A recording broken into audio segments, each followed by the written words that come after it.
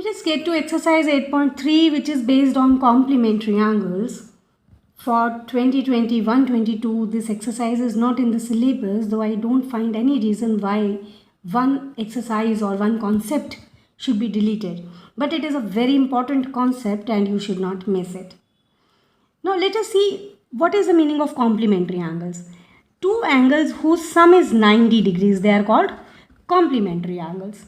And we saw that sine of 30 degree is same as cos of 60 degrees, right?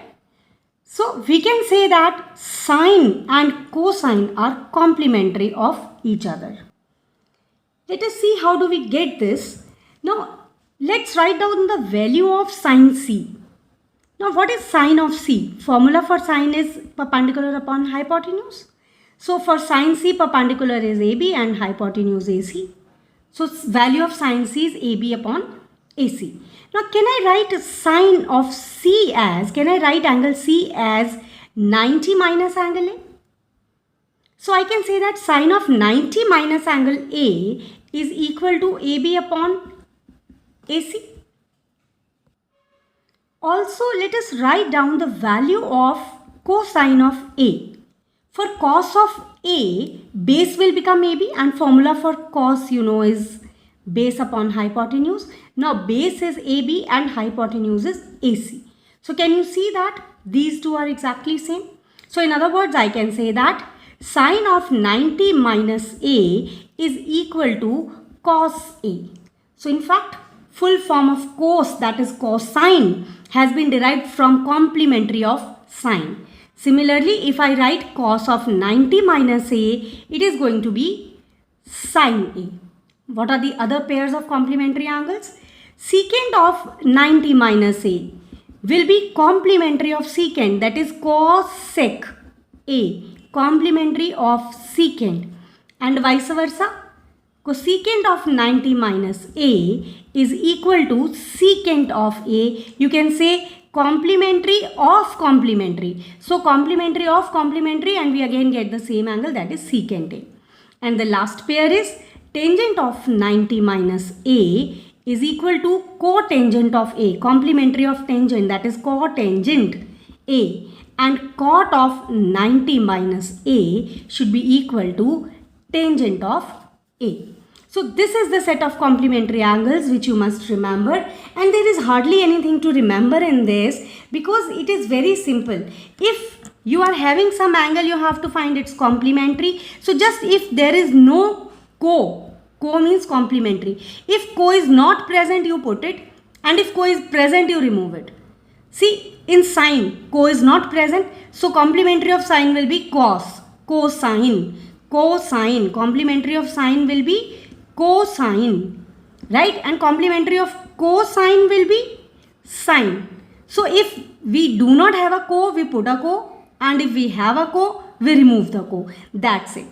So let me take up some example with degrees. What will be complementary of sine 40 degrees? Now complementary of sine is cos, and for 40 you replace it by 90 minus 40. So sine 40 will be equal to cos of 90 minus 40.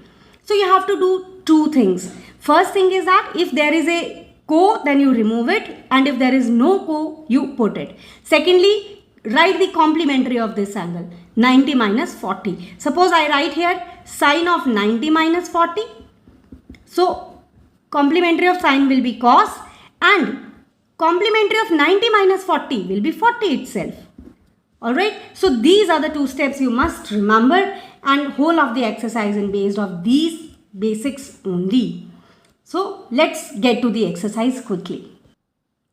We have to solve for sine 18 degree upon cos 72 degrees. So in such questions, it should strike your mind that complementary angles concept is going to be used, because we do not know the values of these angles unless we use the actual table made for it, which is now not in the syllabus. So let us write down complementary of any one of them. Okay, so sine can be written as cos, and 18 is to be replaced by 90 minus 18. Very simple. Replace sine by cos and replace this angle by complementary of it, and leave the denominator as it is. Do not change both of them. So this gives me cos of 72 degrees upon cos of 72, and this on cancellation gets me 1. So I am done. That's all. Now let's go to the second part. Convert any one of them. Tangent will be written as cot. Convert 26 to 90 minus 26. And in the denominator I write cot 64. So this gives me cot 64 upon cot 64. And again on cancellation I get the answer as 1. So I hope you find it very easy. Right? You can also do it like this, that the very first step of tangent 26 you convert to 90. Like 26 can be written as 90 minus 64. And then tangent 90 minus 64 you write as cot 64. But I find this one easier because when we write 26 as 90 minus 26, it is easier rather than to think that 90 minus what will be 26. So you can do it either ways. Okay. So this is also going to get you the same answer, that is 1. So let's get to the third part. Again, you have to convert any one of these two. Now, which one of these you have to convert? It will depend upon the question and you will also get it by practice. Let us convert the first value. Cos gets converted to sine. 48 gets converted to 90 minus 48. As simple as that. Leave sine 42 as it is. I am left with sine 42 minus sine 42. And you know that when same quantities are subtracted, the answer comes out to be 0. So 0 is going to be our answer. So can you just do the fourth part with me? Let's convert cosec 31 to secant of 90 minus 31 and minus secant 59 we leave as it is. And in case your 90 minus 31 or whatever number is here is not getting equal to this, then maximum chances are there that you are making a mistake. So this gets you secant 59 minus secant 59, and again the answer comes out to be 0. So I hope you are clear about this question. You must practice it along with me. Let's get to the question number 2. The first part says show that tangent of 48 degree into tangent 23 into tangent 42 into tangent 67 is 1. It's a highly important question because even if it is not come as it is in the exam, it will become a part of the question, like it will lie somewhere in the numerator or denominator, and it's very important. Now tangent and cotangent, they are specialty ratios. Why are they specialty ratios? Because tangent and cotangent are complementary of each other.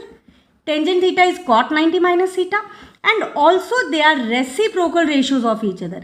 Tangent theta into cot theta is equal to 1. Now this thing you will not get in any other pair, right? This you get only in tangent, so it becomes a very special pair of T ratios. So what we are going to do in this is that you combine those two terms whose sum is going to be 90, which are making complementary. Say tangent 48 and tangent 42. So in the very first step, what I am doing, I am simply writing them together. That's it. I am not doing anything else, just writing them together. Tangent 48 into tangent 42 and tangent 23 into tangent 67. Now what we do is we convert any one of these two. We convert any one of these two. So tangent is converted to cot. I simply write cot 90 minus 48. Tangent 42 is written as it is. And in the second bracket, convert the first one. Cot 90 minus 23 and tangent 67 is written as it is. No change, is equal to 1. You may mention here taking LHS and then you may not write this 1 along with. In the next step, we know that cot of 90 minus 48 is cot of 42 and tangent 42 is already lying.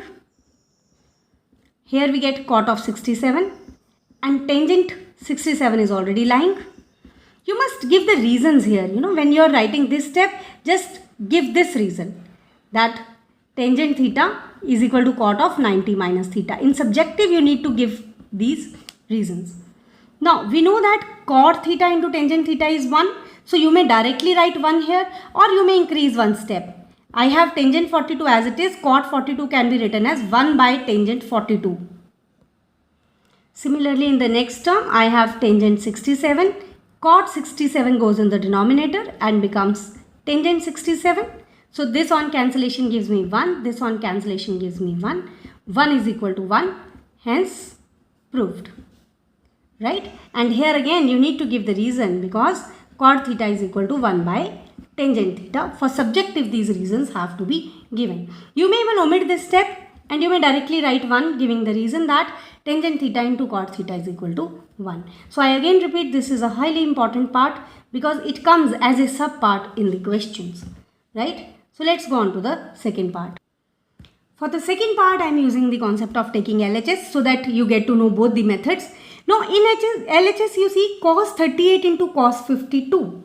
So you should convert any one of them, right? If you convert cos 38, what do I get? See, I get sine of 90 minus 38, and convert cos 52 to sine of 90 minus 52. Leave the second term as it is, because if you will convert sine also, then we shall get the vice versa. Here we shall get sines and here we shall get cos, and it will not get cancelled. So this you will only get to know by practice. So this gives me sine of 52, 90 minus 38 is 52, and sine of 38, 90 minus 52 is 38, minus sine of 38, sine of 52. And you can see that these two terms are exactly same, because sine 52 into sine 38 is same as sine 38 into sine 52. So you may increase a step if you want to, but it is not a mandatory step. It is just for your understanding that I am writing it.